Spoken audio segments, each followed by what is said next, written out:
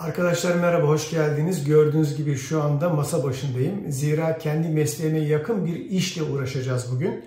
Güvenlik kamera sistemi kuracağız. Hem donanımını yani altyapısını oluşturacağız hem de yazılımla ilgili işlemleri gerçekleştireceğiz. Sanıyorum biraz uzunca bir video olacak. Çünkü mümkün olduğunca bildiğim, tecrübe ettiğim pek çok konuyu sizlerle paylaşmak istiyorum. Hazırsak başlayalım. Altyapıyı oluşturabilmeniz için kablo bağlantılarını bir kere kendiniz gerçekleştirmelisiniz. Bunun için şu gördüğünüz kablolarınızın ucuna bağlayacağınız konnektörler için pense veya kesme aletine ihtiyacınız var. Şu şekilde bir test cihazına ihtiyacınız var. Tabii ki kablo ve kablonun ucuna bağlayacağınız konnektörleriniz de olmazsa olmazlarınızdan. Şimdi örnek olması açısından arkadaşlar elimde şöyle bir Cat 6 kablo mevcut. Piyasada bunların ucuna takabileceğiniz iki tür konnektör var. Bakın şimdi size eski ve yeni şöyle göstereyim. Bunun uçları şurası açık. Buradan kablolar dışarı çıkacak. Eski sistemde oralar dolu, kapalı. Eski tip kullanmak istiyorum. Çünkü şu gördüğünüz pense eski tiplere uygun bir pense. Yeni tip eğer konnektör kullanırsanız yeni tipler için ayrıca kesme bölümünün olması gerekiyor. Yoksa onları falçatayla falan kesmeniz gerekecek. Dolayısıyla benim sistem eski sistem olduğu için eski sistem konnektör kullanacağım. Kablomuzun arkadaşlar fazlalığını bakın şurada kat yazan bir yer var. Şuradan kesiyoruz. Düzgünleştiriyoruz yani. Komple kestim. Dümdüz oldu. Buradan bir kısmını arkadaşlar açmam lazım. Açmak için de kablomun şurasından itibaren bakın diğer tarafına kadar sokuyorum. Şöyle. Tamam mı? Şöyle hafif bunu sıkıştırıyorum. Şöyle çeviriyorum ki kesilsin. Komple. Ve çekiyorum. Bitti. Açıldı. Kablonun şu bükümlü kablolarını ayırıyorum. Ortasındaki arkadaşlar bu şeffaf kısmı şöyle dibinden kesiyorum. Şimdi bilgisayardan baktığımız zaman arkadaşlar bu bağlantıların nasıl olması gerektiğinin standartları var. 568B ve 568A diye isimlendirilmiş. Ben 568B kullanıyorum. Tüm sistem boyunca kullanacağımız standart 568B standardı. Kablolarımı şu renk sırasına göre dizip RJ45 konnektörümün içerisine sokmam gerekiyor. Şu şekilde yerine sokuyorum. Tamamen ve bastırıyorum. Çakıldı. Bu tamam. Şu şekilde tamam. Şimdi diğer tarafı yapalım. Sağlamlık testine geçiyorum. Bakalım sağlam mı olmuş. Açıyoruz. Evet, RJ45'i taktım bu tarafa. Vuruyorsun. Şöyle. Bakalım ne diyecek. Bakıyoruz. 1, 2, 3, 4, 5, 6, 7, 8, 9. Ground yok bunda. Normal bazı kablolarda var. Demek ki ne yapmışız arkadaşlar? Bağlantılarımızı doğru bir şekilde gerçekleştirmişiz. Bu kablomuz sağlam. Sanıyorum kablo işini çözdük. Bu kablo artık kamerayı nereye döşeyeceksiniz, nereye koyacaksanız koyacağınız yere kadar çekilmesi gerekiyor. Tabi bunların hep sınırları var. Yani mesela bir kamerayı 500 metre çekemezsiniz yani. Neden? Çünkü güç tüketimi olacak. Hele bir de alüminyum kullandıysanız daha da kötü bir duruma düşersiniz. Mesafe uzadıkça mutlaka arkadaşlar bakır kablo kullanmalısınız. Güvenlik kamerası piyasasında öne çıkan iki tane firma var. Hikvision, Çin markası. Bir tanesi de Dahua. O da rakip Çin markası. Fakat bunların her ikisi de piyasaya hakim ve çok çeşitli ürünleri olan firmalar. Şimdi siz tabii hangi kamerayı alacağınıza nasıl karar vereceksiniz? Bu da önemli. Dış kasası metal mi olacak, plastik mi olacak? Yani çözünürlüğü ne kadar olacak? Geceliğin siyah beyaz mı izlemek istiyorsunuz? Renkli mi izlemek istiyorsunuz? Ve bunların her birisi size maliyet olarak geri dönecektir. 2 megapiksel veri transferine sahip bir kamera günlük hayatta normal kullanıcıların işini görür. Plaka tanıma gibi veya yüz tanıma gibi işlemler kullanacaksanız o zaman yüksek kalitede bir kamera almanız gerekir. Aslında kamera seçiminde Gemini gibi ya da ChatGPT gibi programlardan faydalanabilirsiniz. Yani ona dersiniz ki kardeşim ben şu özelliklere sahip kamera arıyorum. O da size bir şeyler önerir. Tabi bunların önerdikleriyle kalmazsınız. Onları gidersiniz internette araştırırsınız. Gerçekten mesela Türkiye'de satılıyor mu acaba o kamera? Onlara bakarsınız. Ve böylece bir noktaya doğru ilerlersiniz kamera seçiminde. 4 tane kamera var. Bir tane kayıt cihazı var. Açılmamış. Bir tane de kameralara güç iletimini sağlayan switch olarak adlandırdığımız bir cihazımız var. Tamam mı? Peki bu kombinasyon her zaman böyle midir? Hayır arkadaşlar. Mesela bazı kayıt cihazları kameralara iletmek için gerekli olan gücü de iletecek altyapıya sahip. Bu güç iletimine PoE adı veriliyor. Ethernet üzerinden, kablo üzerinden güç iletimi adı veriliyor. PoE özellikli kayıt cihazları PoE özelliği olmayan kayıt cihazlarına göre daha pahalılar. Bu yüzden dolayı burada siz 2 tane ayrı cihaz görüyorsunuz. Yani şu güç switch'i ile PoE'siz kayıt cihazı görüyorsunuz. Çünkü bu ikisinin toplamı yani PoE'li kayıt cihazı yapmadığından dolayı ekonomik açıdan bir tercihtir bu. En karmaşık olmayan switch'ten başlayalım. Beraberce sizinle şu switch cihazını bir açalım. Bakalım nasıl bir şeymiş. Hop. Kestik. İlk defa arkadaşlar switch'imizi açıyoruz. 8 port gigabit desktop switch diye adlandırılmış ve 7 tanesi de PoE'li. 7 portu PoE'li, bir tanesi demek ki PoE'siz bir switch.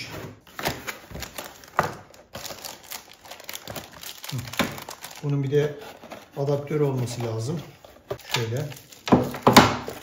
Bir kablosu var. 100-240 voltla çalışıyor. Ve çıkışı da 53 volt 70 watt. Gayet güzel 70 watt. Yani normalde şöyle düşünün. Bir tanesi 5 watt olsa 4 tane kamera kullanacağım. Zaten 20 watt yapar. 70 watt. Oldukça yeterli. Tamam mı? Bu IP dağıtmıyor. Bunun öyle bir özelliği yok. Yani kameralarınızın mesela IP'ye ihtiyacı var. Ben sadece bunu kullansam olur mu? Olmaz arkadaşlar. Yani IP kameralarınıza ya manuel olarak yazmalısınız ya da bir IP dağıtan makineden cihazınız bu IP numaralarını almalı. IP ile ilgili daha fazla bilgi elde etmek istiyorsanız YouTube'da yapacağınız aramalarda bununla ilgili çok güzel videolarla karşılaşabilirsiniz. Şimdi arkadaşlar sırada kayıt cihazımız var. Büyük olmasının tabii bir sebebi var. Bu arkadaşlar içerisine 2 tane hard disk alabilen bir kayıt cihazı. Kayıt cihazı aldığınız zaman bunun içerisinde hard disk gelmez. Hard diski ayrıca alırsınız. Şimdi Bismillah diyerek arkadaşlar ürünümüzü açalım.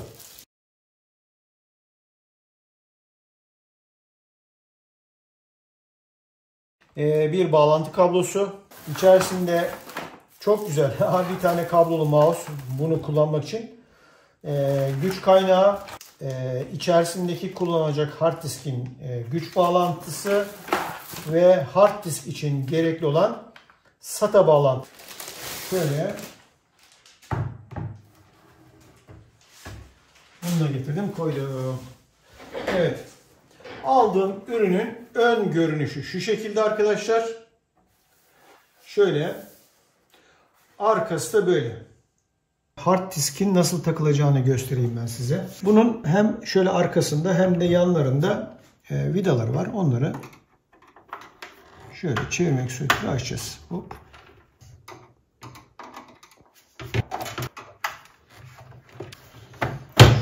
Şöyle geriye çektim. Şunu. Ve kaldırdım. Çok boş geliyor değil mi arkadaşlar? Bir tek şu var yani kayıt yapan. Başka da bir şey yok. Bir de fan koymuşlar. Hard disk.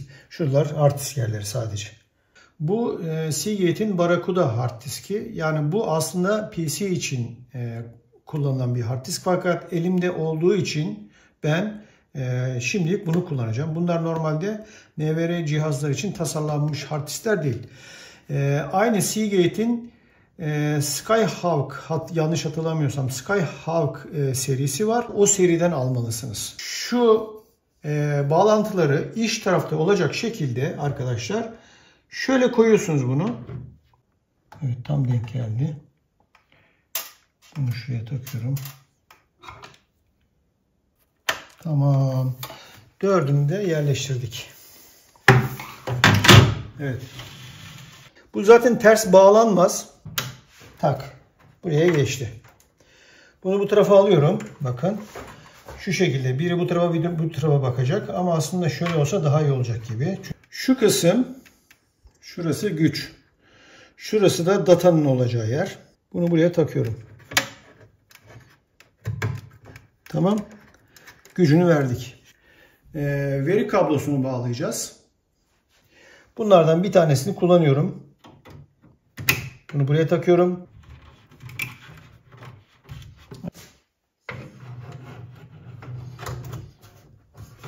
Evet arkadaşlar, bunun içerisinde 4 adet kamera var. Bu kamera dışı plastik. Tamam mı?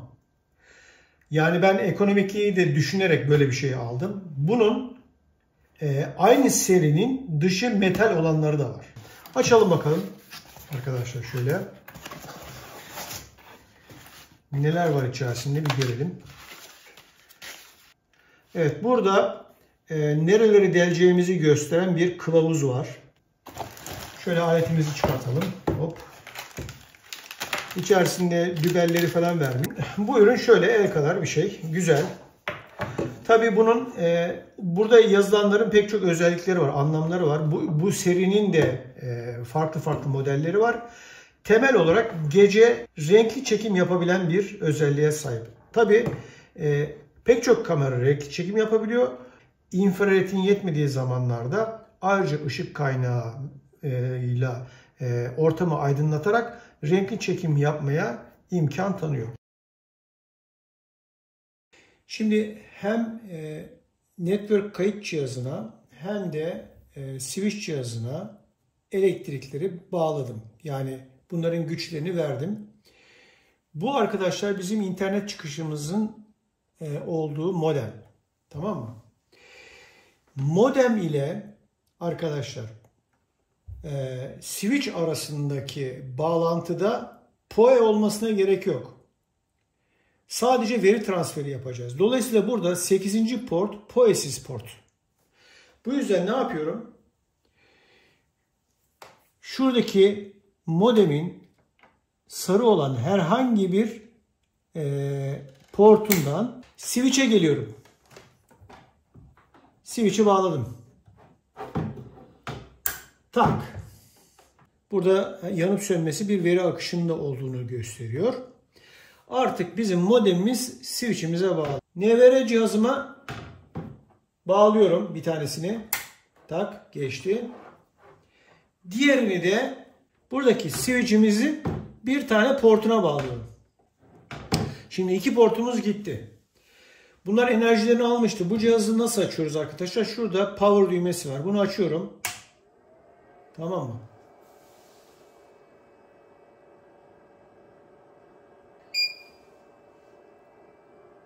Tamam, açıldı. Işığı da yanmaya başladı. Bu switch'imize ne yaptık? NVR cihazımızı bağladık. Artık buraya kameraları bağlıyorum. Şuraya taktım. Hop. Bunu da getiriyorum. Kameranın buradaki ucuna bağlıyorum. Tamam. Kameram da buradan enerjisini almış oldu. Evet. Bu da IP'sini aldı. Şimdi arkadaşlar NVR cihazını ayarlayacağız. Aynı zamanda da IP kameramızı ayarlayacağız NVR cihazı üzerinden. Sıra geldi kameraları duvara monte etmeye. Duvara normalde doğrudan çıplak vaziyette monte edebilirsiniz ama kabloları saklamak için şöyle bir buat var. Şöyle kabloları içine sokuyorum bunun. Yani şöyle geçiriyorum hepsini. Tamam mı?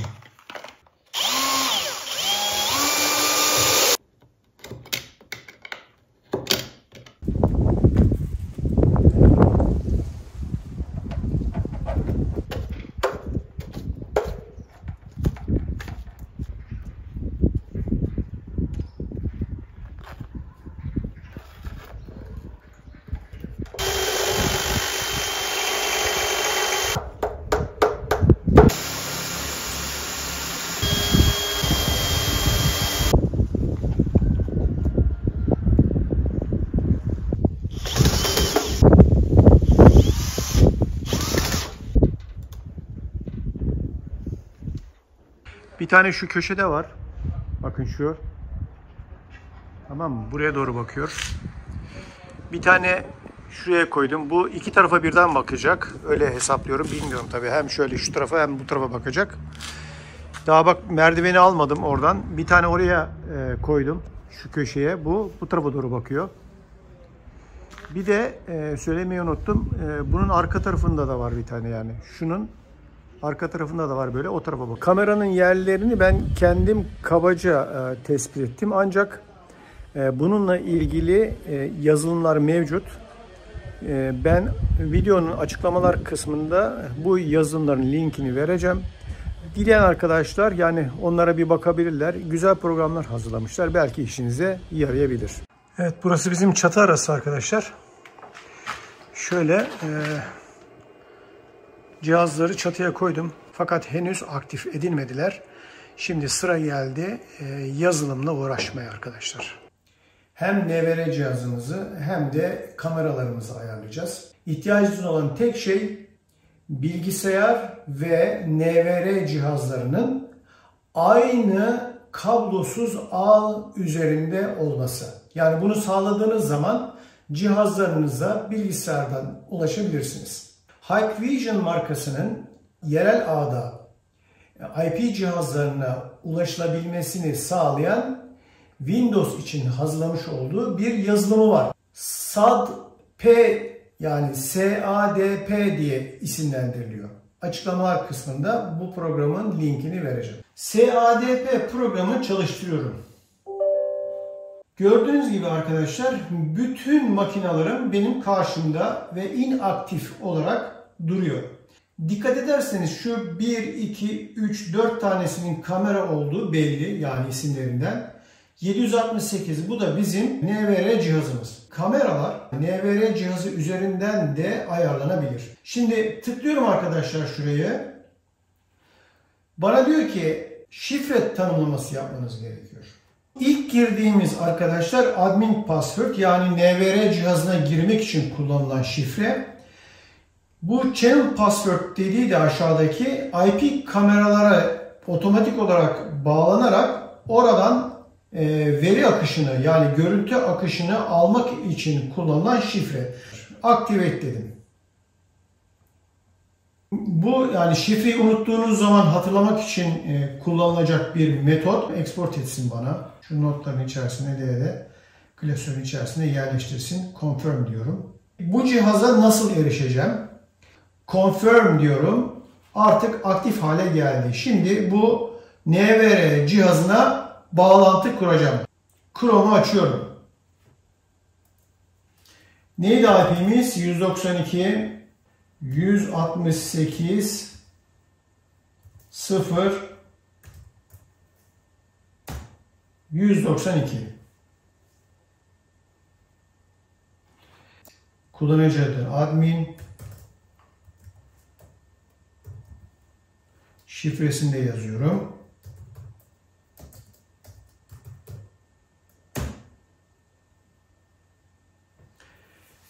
Küçük harflerle yazmalısınız. Google'a şifreyi kaydetmek istiyor musunuz? Kaydet diyorum. Uğraşmak istemiyorum yani. İpucu diyor. İşlevi kullanmak için web eklentisini indirip kurun. İlk olarak arkadaşlar ayarlara geçiyorum ve öncelikle NVR cihazımın IP adresini değiştiriyorum. Yani 200 numaradan başlayacağım. 200 NVR'nin adresi, 201 IP kamera 1, 202 IP kamera 2, 3, 4 böyle devam edecek. Bunu nasıl yapıyorum?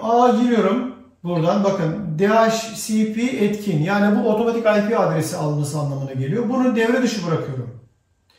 Ve diyorum ki arkadaşım artık bundan sonra senin numaran 200. Başka bir ayar yapmanıza gerek yok. Kaydet diyorum. Fakat bu ayarı yaptıktan sonra bir dahaki sefere artık bu siteye erişebilmem için 200 numaralı web adresine yönlenme yapmam gerekiyor. Sayfadan çık. Ayarları bekliyorum. Ne yapıyorum? Şuradan 200 diyorum ve Enter'a basıyorum. Artık arkadaşlar gördüğünüz gibi 200 numaralı IP adresi oldu. NVR cihazının ilk ayarını yaptım. Şimdi diğer kameraların ayarlarına geçmek için tekrar SAT-P programını çalıştırıyorum. Tamam mı? Geçtim SAT-P'ye. İkincisine geçiyorum. Şuna acaba bir sıkıntısı var mı?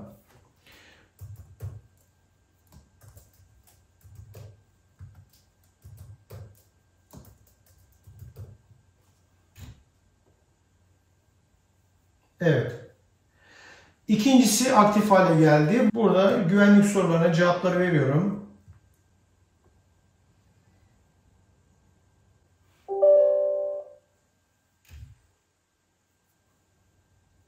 Hemen buradan diyorum ki 192.168 0 201 dedim. Şöyle noktamı koyayım.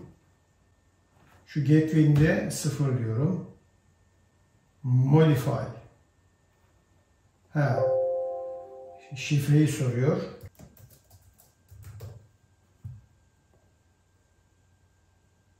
Tamam.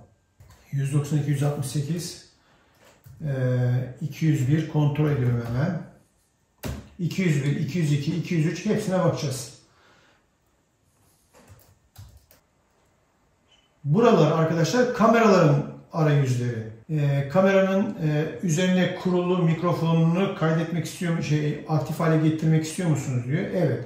201'in işi tamam. Bunu NVR cihazı üzerine de ekleyeceğim tabii kayıt yapması için. 201 tamam. Bakın.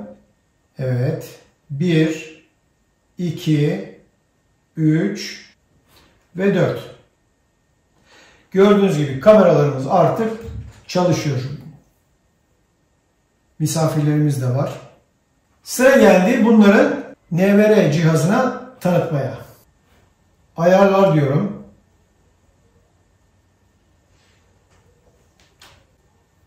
Kamera yönetimi diyorum.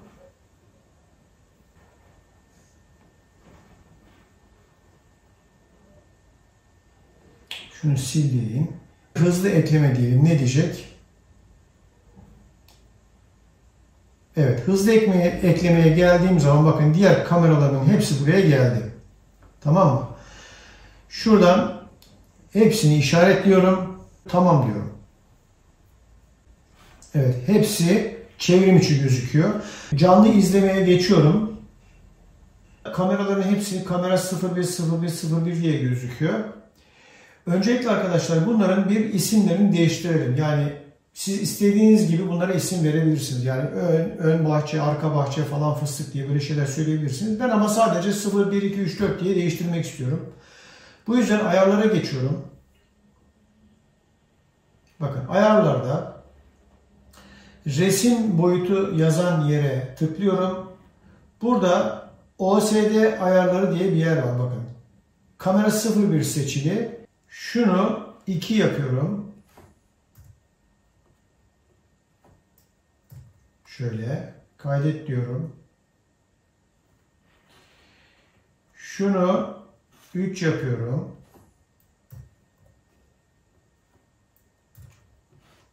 Kaydet diyorum.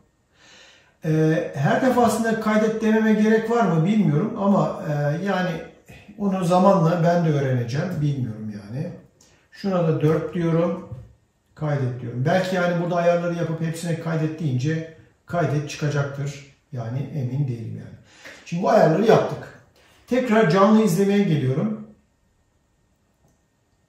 Bakın şimdi kamera 0, 1, 2, 3, 4 diye geldi. Şimdi bunlardan kamera 0.1'i tıkladığım zaman arkadaşlar bakın kamera 1'in görüntüsü burada. Kamera 2'ye tıkladığım zaman kamera 2'nin görüntüsü aynı yerde. Şimdi ben hepsini aynı anda görmek istiyorsam şöyle yapacağım arkadaşlar. Kamera 1, bakın tıklıyorum kamera 1'i. Burada şunun yanında bakın yeşil işaret var bakın. Bu bunun buraya ait olduğunu gösteriyor. Tamam mı? Şuraya tıkladım. Kamera 2'yi tıklıyorum. Çift tıklıyorum. Bu buraya geldi. Şuraya geldim. Kamera 3'e çift tıklıyorum.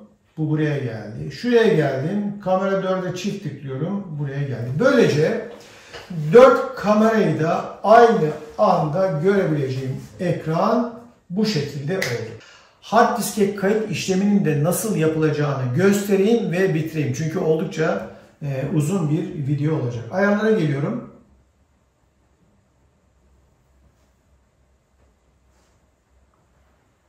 Depolama. Depolama yönetimi. Arkadaşlar bakın bir tane 1 GB'lık hard diskim var. Tamam mı? Bunu HDD algılama. Burada neler varmış? Başka şeyler var. Formatlıyorum arkadaşlar.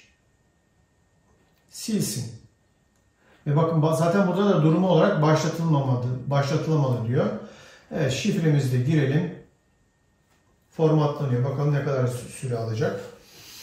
Yani içerisinde bir sürü bilgi olabilir bunun, bilmiyorum. %20'si tamamlanmış. %58'i iyi. Hızlı format atıyor. Güzel. Format işlemimiz de gerçekleşti. Tamamlandı. Normal, yerel, evet. Hard disk tamamlandı. Kayıt izlemeye geçtiğimde şöyle bakın 4 tane kameram burada gözüküyor. Kamera 1'i çift tıklıyorum. Çalıştır diyorum. Bakın artık bu kamera 1. Tabi buradaki saatleri ben ayarlamadım. 8-12'den itibaren işte yaptığı kayıtları göstermeye başladı. Ne kadar kayıt yaptığını burada görüyoruz. Yani bunu böyle ilerletmek suretiyle şöyle daha geride, daha ileride neler var bunları görebilirsiniz. Kamera 2'yi nasıl göreceğim? Şuraya tıklıyorum. Kamera 2'yi tıklıyorum buraya arkadaşlar. Şuraya basmam lazım. Bastım. Şimdi iki kamerayı da aynı anda görebiliyorum. Gece çekimini göstereyim. Birkaç bir şey söylemek istiyorum. Bakın 4 tane kameranın yerlerini ayarlamıştım. Bunun hepsini aynı anda izleyebilmek için bakın şurada tüm canlı izlemeleri başlat diye bir buton var web arayüzünde. Buraya tıklıyorum. Ben kablolarda alüminyum alaşımlı kablo kullandım. Ama mesafem maksimum 15 metre civarında olduğundan dolayı benim veri akışlarında herhangi bir sıkıntı şu anda çıkartmıyor. Bence hiç riske girmeye gerek yok. Doğrudan bakır kablo kullanmak önemli. Aslında yazılım kısmında anlatılacak çok ayar var. Bunları zamana yaymak istiyorum. İhtiyacınız olduğunda siz de kendiniz bir kamera kurmaya karar verdiğinizde ve sorularınız olduğunda yorumlarda bunlardan bahsederseniz mümkün olduğunca bunlara cevap vermeye çalışırım. Gerekli olduğunda da kamerayla ilgili, kamera ayarlarıyla ilgili de yayınlar yapmayı planlıyorum. Beni izlediğiniz için çok teşekkür ederim. Tekrar beklerim. İyi günler, iyi çalışmalar.